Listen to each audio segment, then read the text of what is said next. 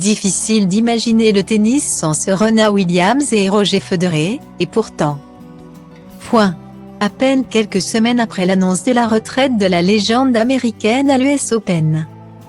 C'est le Suisse qui vient d'annoncer qu'il mettait un terme à son immense carrière à 41 ans et après 24 ans de compétition.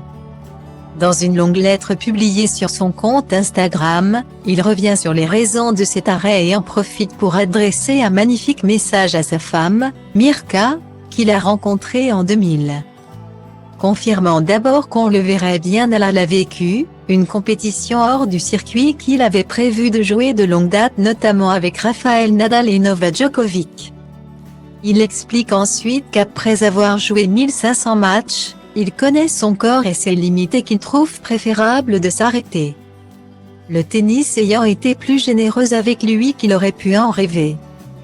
Mais les lignes suivantes sont bien plus émouvantes, il y évoque en effet son incroyable épouse Mirka, qui a vécu chaque minute avec lui, en l'échauffant avant les finales et en assistant notamment à des centaines de matchs.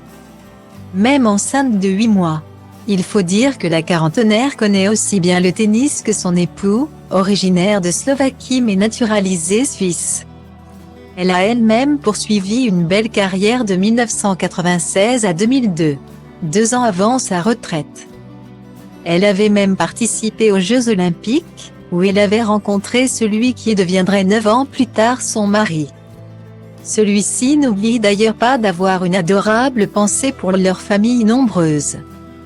Parent de 2 paires de jumeaux, Charles Nemila, 13 ans, et Léo Eleni, 8 ans, le joueur helvétique et sa femme ont réussi à construire une belle famille malgré les nombreux voyages du champion et ses différentes obligations.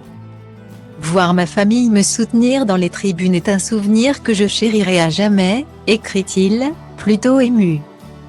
Le monde du tennis va donc devoir se passer de Roger Federer, qui restera l'un des plus grands champions de l'histoire du sport.